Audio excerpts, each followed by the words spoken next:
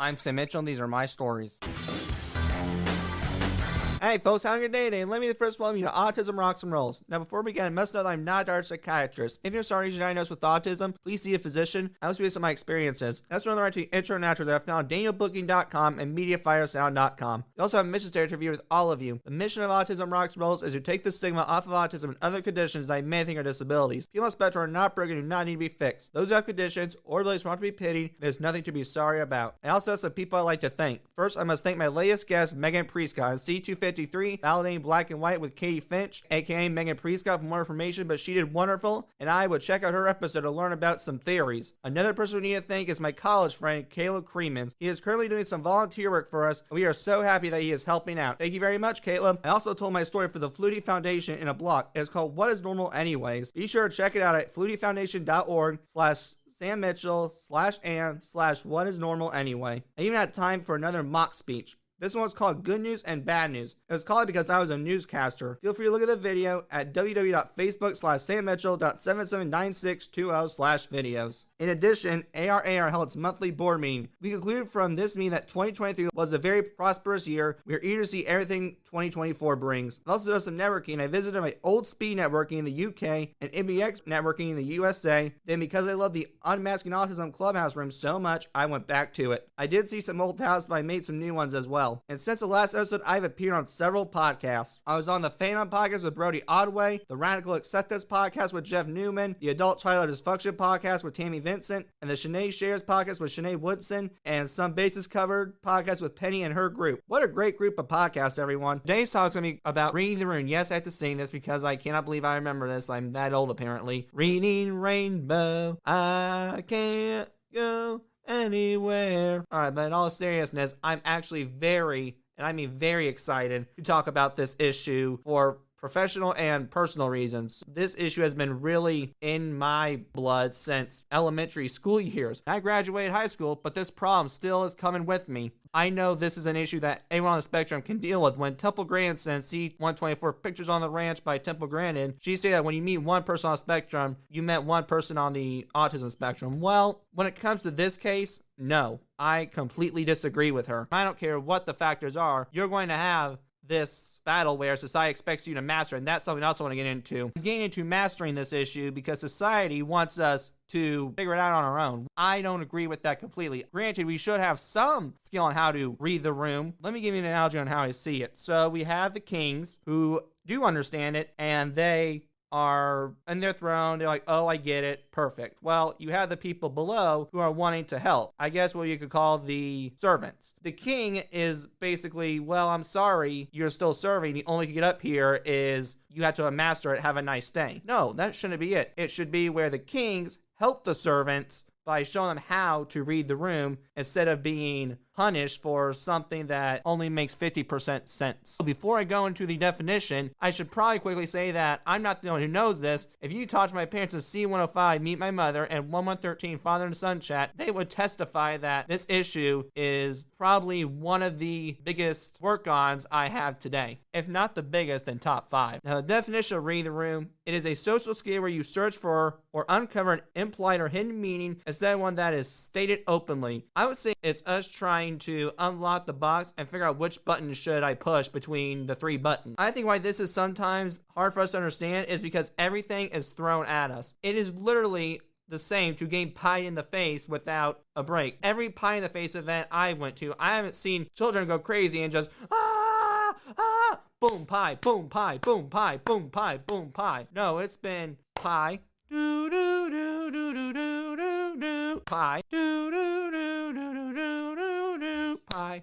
do do do do do. Okay, that's the pace it needs to be when we are reading the room. Now, it should not be the full Jeopardy theme song of do do do do do do do do do do do. No, there needs to be some booms and the pie in there, but it leads me to my next question. And that question is dun dun dun. How are you supposed to do that when we take things one step at a time? For real, how do you people go into a room and review it so fast? That is not us. I applaud you for doing it, but extra review time is crucial. We cannot be the people who are like, okay, we're at grandmother's. Don't say this, don't say this, don't say this. Okay, we're good to go. We need to be, okay, we're at my grandmother's house. Don't say this, don't say this, don't say this. You can do this, you can do this, you can do this. This is what will probably be talked about. Those extra 5 minutes are essential. If we don't have those extra 5 minutes, we're not going to be able to read the room and function. But you're probably wondering, Sam, how do you tell if it's going too fast or going too slow? Going back to the pie analogy, and this is going to be a disgusting one, but bear with me. If you don't have time to blow the lemon meringue flavor that's stuck out of your nose, it's just too fast. Plus, people do not open up enough. As I say in previous episodes, I do believe in privacy, and there's some things that should be secrets or hidden messages, but it comes with a price. Words are missing from the book. Let me explain. We have book 1, Diary of a Wimpy Kid. Pretty consistent, grammatically correct. Every letter is there. The pictures are there. It's pretty consistent. It's not missing any beat. Now give us book number 2, which is titled Room, and we open it. Oh my gosh, it's a disaster. Pages are missing.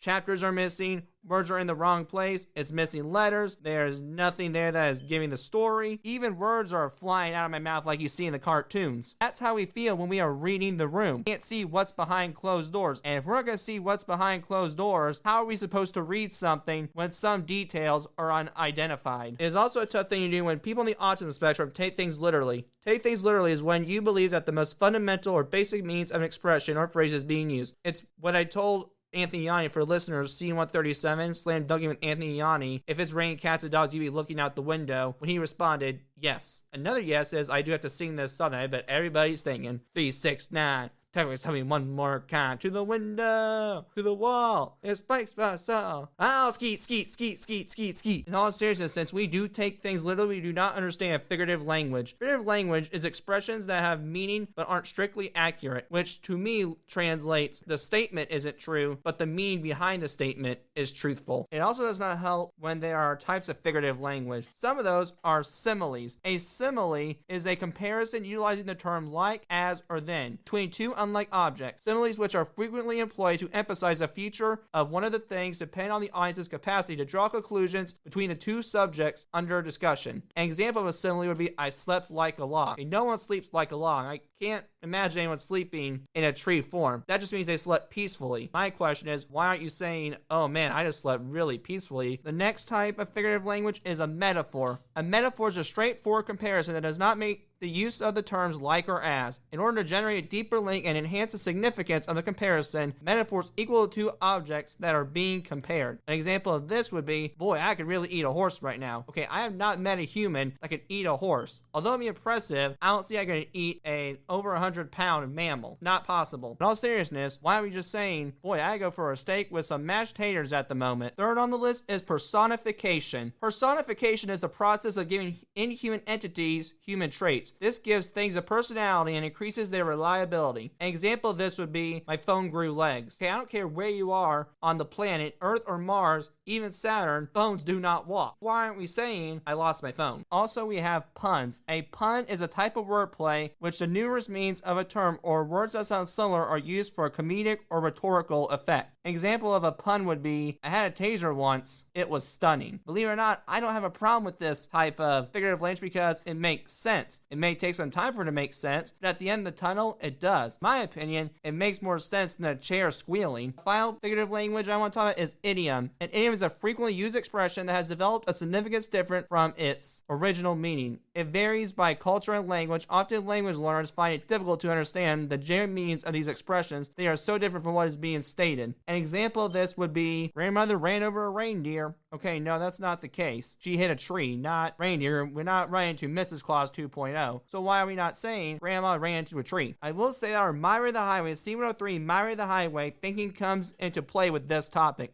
I have met people who are on the spectrum did what I used to do, and that is plan how the social situation is going to go. And while I do believe in planning for listeners, C233, I've got a plan. I don't think you should plan out a social situation if you're just a person who's there. Now, if you're an employee of it, or the manager, or the person in charge, different story. But if you're just going there to enjoy it, don't worry about it. Enjoy the time. I've got a perfect story with this. I was having a friend who entered a talent show, which I do applaud this person for doing, but in his brain, he wasn't reading the room and deciding, I'm going to win this. Well, we go out there to support him, and he does pretty good, but then we also run into the competition. Not thinking, ooh. I still thought he had a chance, and I thought, oh no, here comes some competition. They're pretty good too. And we had to tell him, my friend, there is competition going, so you're a winner still, but you may not get the prize. Well, the cow flew over his head and he didn't hear us because later on this person said, I'm going to win this. So in his brain, no matter what, he was going to win. So when it's time to announce the result, the worst fear came true. The person didn't win. And it broke this person's heart, I could tell. But we were able to dust him up, and then we enjoyed the rest of the night with the fun time. My point of trying across is this person did not read the room. He didn't see, oh, there's other competition. They have a chance of winning too. I'm not the only person who has the spotlight. Don't worry, I do have a solution. Don't plan it.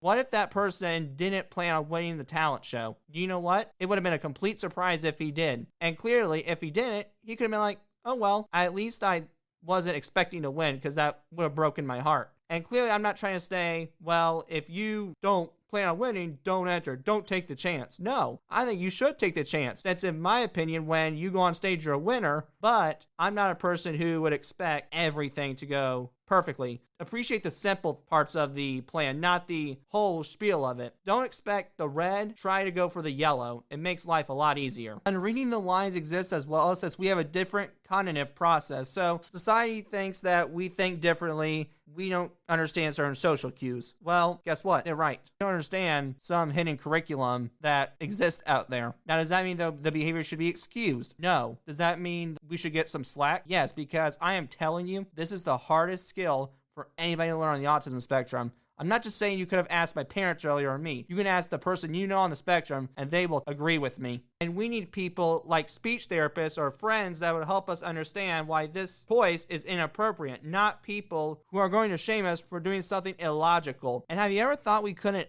actually help it? Because let's go back to the previous episode I mentioned with Megan Prescott earlier in the episode. I told you you're going to learn a lot of theories. Well, let's just give you one of the theories. One of the theories is when babies and children are born, they come with sensitivity and behaviors that are childish and only children would do, but eventually they grow out of it. Well, the theory is we don't grow out of it due to the cognitive process. So if you think that's scary, I'm sorry that you think that, but if you look on the better side of the rainbow, you'll just see a wonderful person who just happens to have reminiscence of childish behaviors. We also have blurred lines. I know you want it. I know you want it, but you're a good girl. Oh, sorry, I got excited. But anyway, we also have blurred lines because we are concrete thinkers. So concrete thinking to me translates here and now. We think in the moment. People in general are like that. A lot of people think in the moment. And if you're like that, let's be honest, you get into trouble. I've done it before. I've gotten in trouble myself too. But those on the spectrum don't get a pass for concrete thinking. We should have some concrete thinking skills, but it also at the same time needs to be tamed for everybody, whether you're on the spectrum or not. And with concrete thinking, I do have a solution for those on the spectrum. Try something called personal perspective taking. So the way you pay attention to your special interest, try doing that with a human. And I know, it's going to be hard. The way humans that are not on the spectrum sometimes interact gives me a headache. But I'd rather be in a hotel with friends than a motel alone. And as they say, it is what it is. There are many reasons why emotionally we do not understand reading the room. Some of those reasons are I call emotion takeovers. So we've heard of Heath Slayer's song, I'm just one man band. Well, I say, I'm just one man emotion, which means that somehow, mysteriously, when we're feeling a certain negative emotion, such as anger and C212 fly off the handle, or anxiety and C109 autistic butterflies, the ability to read the room goes out the door. The best way to describe it is a new thing enters the door, and that is a big soccer ball on our head. And the only way for the ability to read the room come back in the door is when the soccer ball gets deflated. And with reading the room, if you're having emotion takeover, I would not be around the cause, since it might go badly if you even look at what made you have the negative emotion. Another reason why emotionally I don't understand reading the room is it's too controlling. So RVD, and if you want to listen to that episode, C159 Flying High with RVD, Rob Van Dam, and Katie Forbes, he's believed in not conforming. Okay, I believe that too, but the problem is, with certain people, you have to conform. I know with a friend in particular, I had to conform because she did not appreciate me using hillbilly sailor mouth. Let's call it that. That drove me absolutely nuts. I shouldn't be able to do that. You are blocking me from letting me be myself. That's a part of me. But that's what I have to do. If you want me to be around you, it should be a two-way street. It should be you reading the room too. you should let me use a bit of the mouth. At the same time, I can tone it down a little bit. That's a fair compromise. I shouldn't have to stop it completely. And it's also a problem when there's extra rules. So those are rules that aren't, I would call, societal. Stealing a pencil, that's a rule you don't steal. But one where you have to, every time you go to your grandmother's house, you have to take your shoes off. Yeah, stupid. I even have a story with this, so I was kind of debating on whether to tell this or not. It needs to be told. They were the inspiration for this episode, actually. One side of my family in particular, they're not bad people. They're wonderful people. Love them to death. But there's a lot of extra rules with them. You have to make sure that when you drink your water, put your initials on due to the scare of backwash. As a family, we say a prayer before our holiday meals. If we blow into a kazoo, the one that you blow is yours, also due to backwash. I would have had to take off my sunglasses if I wanted to talk to my grandfather. And with that family in particular, I had to do a lot of reading the room. They didn't tell you everything. Another way to put it is, some of the things that professional wrestlers have stated in the past, I couldn't say to that family in particular. When the other family, I could say it, and they would give it right back to me in my honest opinion. As an 8-year-old child, I won't lie, I thought it was baloney. And then they were even at points where I thought, why am I here? Why am I associated with this family? They're controlling me like a robot. I even perceived it as they were bullying me. So I definitely didn't want to be here when I have a family down the road that we don't have to do these hidden rules. And I actually don't have to read the room. But now, after a lot of reflection and maturing, I have came to the end result that it was actually me being an idiot for not reading the room. So that family in particular, all I want to say is what Shawn Michaels said. I'm sorry. I love you. Another reason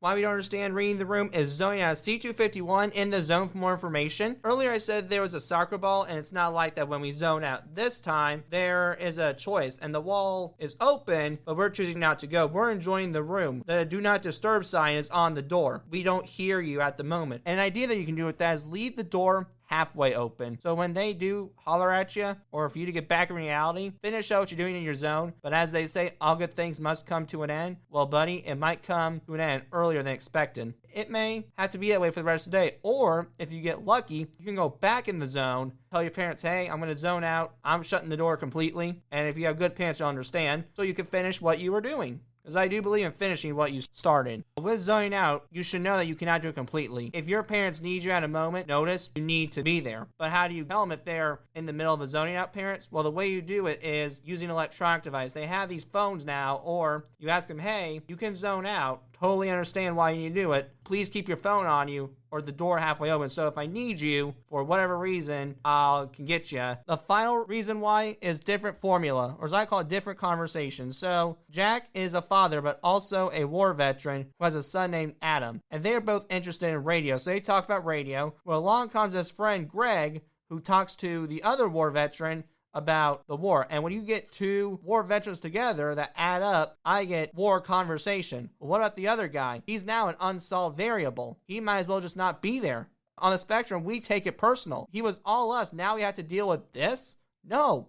Let us finish the conversation first, and then you can talk about all the war stuff you want to. But to those on the spectrum, you have a part too. It can't be all just centered around you. You have to let the conversation go. And if it does go that way, why not be, instead of a person who's mad, a person who wants to learn? You can learn about some of the war stories they have gone through. I would rather do that than be in the corner shrugging my shoulders. Parents, I think you know this, but I have to stress this. It needs to be taught. We need time with this one. If you don't take that ride, it's going to lead your child to disaster, as they will get themselves in a hole that they cannot swim out of. I even have a perfect story to tell you about this. So I know someone who is on the autism spectrum that goes to my school and decided that he would make a remark that I definitely would have said in school. Well, he goes to the principal's office. You think he'd be on his best behavior, right? Wrong. Try again. He even got more in trouble by having another non-filter moment where he didn't read the room. And I clearly support the decision the administration disciplined the child, but why were the parents not teaching him how to read the room at an early age? This could have been avoided if he was taught that. I'd also say if your parents aren't going to teach you, you need to teach yourself, because you're going to get into a place where it's beyond a slap on the wrist from the principal. It could even lead to an arrest. To those on the autism spectrum, I hate to scare you more with this, but trust me, I am telling you from personal experience, if you want a relationship relationship or friendship at all in C104, making friends, getting that girl for more information, you will not have any if this is not, again, mastered, but improved. To see how you will lose people of this communication skill, C227, effective communication, look at the article below from the female dating strategist that shows what will happen if this skill is lost and never found. Now, to parents and to those who are on the autism spectrum, the female dating strategist has not asked herself this question. Have you ever thought we also partially do this because this is our way of showing compassion? And for listeners, C230, but I care. We want to help. Probably why Anthony Yanni looked out the window to see if it was raining cats and dogs is because we do not want the cats to scratch anyone's eyes out or the dogs to bite anyone's head off. Or if someone says, man, I smell like a skunk. Okay, we don't want you to smell. We're pushing you in the shower to get rid of the stench. I mean, all we're trying to do is offer our services. It is bad timing. That's on us. But what's not on us is being looked at for trying to look out for our people. Is that not what we're supposed to do in this world? I mean, it makes up for our mind blindness. Mind blindness is the incapacity to sense others' people's feelings, thoughts, and emotions. In other words, this is just describing insensitive. But we are sensitive, guys. I'm folks, right back here an ad from the Doug Flutie Jr. Autism Foundation. So let's get to it. At the Doug Flutie Autism Foundation in Massachusetts, people are receiving hope. The organization was established in 1998 by Doug Flutie, former quarterback for Boston College and the NFL, and his wife Lori, in the memory of their son Dougie, who was diagnosed with autism at the age of 3. The goal of the Flutie Foundation is to improve the quality of life for those with autism and their families. The biggest action they like to do is give grants and host their annual Stars on the Spectrum golf event. Our goal is to offer chances for physical and social activity outside of work or school, a path for education or employment during the day, and the resources needed to always feel safe, supported, and informed, the Doug Flutie Jr. Foundation says. Make sure to visit them on their website, www.flutiefoundation.org. That's www.flutiefoundation.org. Or follow them on Facebook, Instagram, Twitter, or even YouTube to see all the stars they have to offer. And you never know, you might be able to meet one of their stars if you are so kind and they allow you to do so. Finally, if this was a testimony, this would be my testimony for the Doug Jr. Autism Foundation. Alright folks, we're back. You might meet Doug Flutie, you never know. I will say it gets complicated, so it's honesty and bluntness. The C102 honesty versus bluntness live. So I think the root of bluntness is causing us also not to read the room. And when you add those two together, it ain't a pretty match. And truth be told, I do wonder if it's too much for someone on the spectrum to handle. I think it is circumstantial, but I think it can be helped with early intervention. I know through my early intervention and having speech therapy until I graduated was for sure useful. It definitely probably didn't make the not being able to read the room go away, but it made me able to read the room decent. Another kicker comes when there is a problem launching our head, and in our brain it cannot wait until we get home. So have a rocket about ready to launch, and there's a fuse that's going before the blast off. We don't have that fuse. We're the automatic TNT pushers down that push the thing and boom, explosion. I've never met a person on the spectrum that can wait. They'll do it then and there. Because in their brain, if they don't do it, they'll forget about it. They just got away with something. I can give you a perfect example of this one. I was going to a wrestling thing to commentate. Well, a lot was going on, and my dad offered me something about a sausage sandwich. I told him at the moment I didn't care about that right now. Clearly, that didn't end up well. Definitely caused a little bit of stirring the pot at the commentary show. But in my brain, I had to say that. I couldn't let him get away with it in my brain, and I didn't want to be in the car having a big argument about what was that all about, man? Let's solve this now. I'm not going to go back to that commentary table until this has worked. I can't commentate because all I'll be focusing on is this issue right here and then. However, I do see why they actually do it. The two reasons are avoiding drama. We shouldn't have to fight in public. It's not the place to do it, but people still do. It causes attention that shouldn't be needed. So why bring it up in a place that have eyeballs glazing at your soul? Also, we need to keep the peace. There's a law about keeping the peace, and I agree with it. When we go into public, there should not be what you see in movies when there's fire or burning buildings. It needs to be peaceful. Now, it doesn't have to be sunshine. We have rain, snow, but it needs to not feel so tensional. The argument that in public lead us to cutting tension with the knife. So I go there when at home there's tension, but it's not surrounded by the other 2.5 billion people on Earth. But I do not see it because you are putting a band-aid on the solution, and like every band-aid, it falls off. So as we know, volcanoes explode. And I'm a firm believer in the phrase, let's just get this over with. Well, it's the same thing when we're trying to read the room and let the volcano explode. It's one and done. I don't have to sweat. I don't have to worry about, oh my gosh, What's going to happen when I get home? What's going to happen when I get home in a minute? What's going to happen when I get home in a minute? Is it going to turn into a big up fight and I just out of my night room? I'd rather just stay here and not go home. Thank you. I know that I'll probably get looks, but I'd rather have 1,000 eyes glare a hole through me than deal with lava on my back. I do need to say that it is not the same as overanalyzing and C108 thinking through or decision making. And C241 decisions. There's a web. So the difference for overanalyzing means you're looking at one topic only. An example of that would be, what is causing my nose to run? Decision making is where you just make a decision on what you're going to do today. So that would be, I'm going to have chicken Caesar salad instead of New England clam chowder soup. Now, reading the room is you're looking at all of it in one. You're not looking at just the issue, but you're looking at the person and where you're at. An example of that would be, okay, I'm going to visit Aunt Margie. Jokes about religion out the door. Now, parents, I also have to tell you, if you have a kiddo who is in the middle of the road or on the low end of the spectrum, it might be possible that they will not have that ability. If they don't, parents, it is your responsibility to read the room for them. Some people on the spectrum deserve a break. I think I deserve slack. There's some out there who deserve a break and not even deal with that at all. And in previous episode, I said too bad. I'm still saying too bad because it's your child and daughter and you should do anything for them. If that includes reading the room for them, sorry, you have to. But I do feel you. It can be very frustrating when your child on the spectrum says, quit picking your nose when they're literally not, or it's not even the right place to say that statement. Now, folks, we'll be right back here an ad from Rock 96.1 radio station, so let's hear from them. We want to thank 96.1 The Quarry, especially David and Dan Hayes, for being a gold sponsor for our Summerfest. 96.1 residents in Bloomington, Indiana, and like Autism Rocks and Rolls, they rock and roll too. Visit their website at rock961fm.com to hear them out. And when they're on the station, be sure to listen to them live on their website or catch them on the radio in your car. If you like Kiss, Queen, 80s Rock, or ZZ Top, I think you have found your station. 96.1 also supports our veterans, so you should support them too. Visit 96.1. Yeah!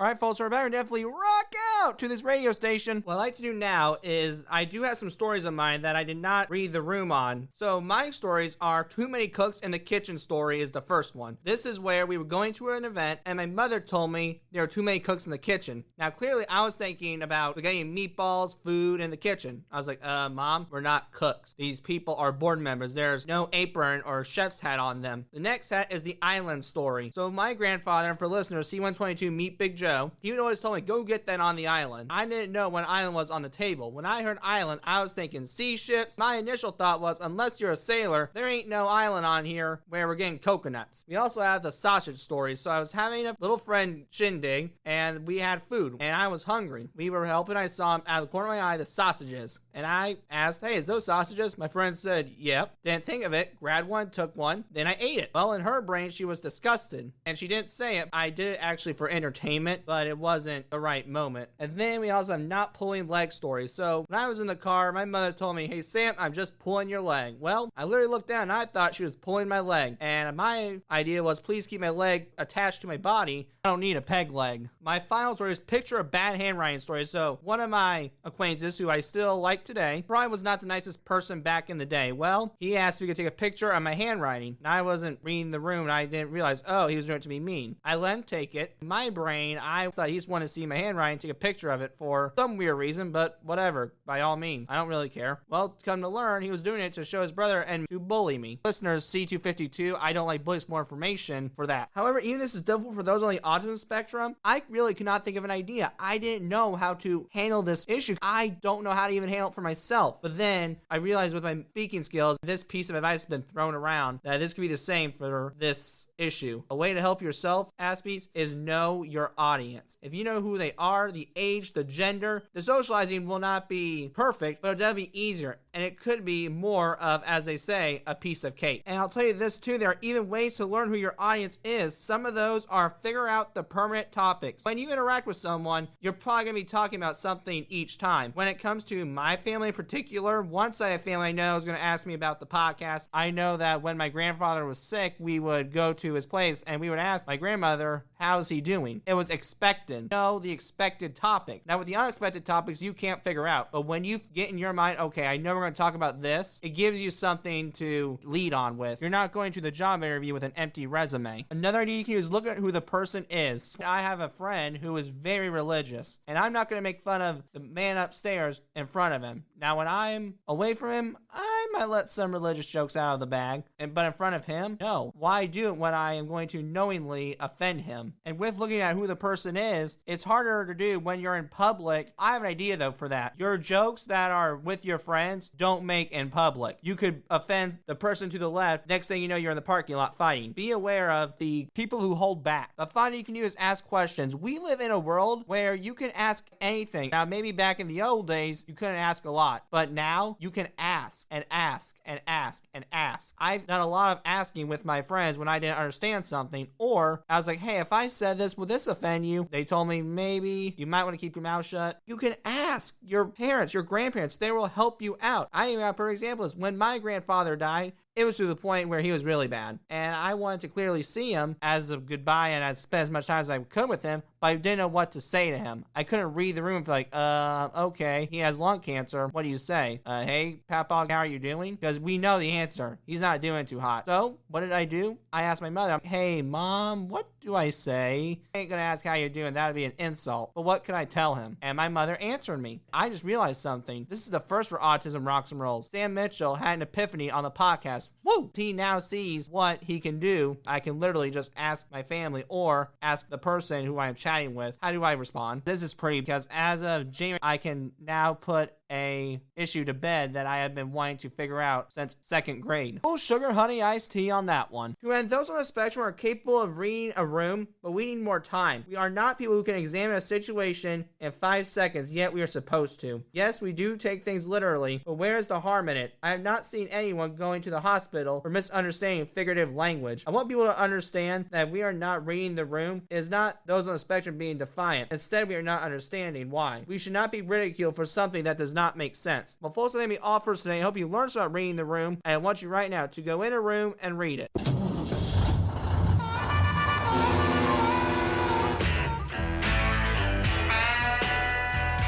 Thanks for joining for this episode. Please tune in for another episode coming in very soon. Hope you enjoyed listening to me ramble. Thank you very much.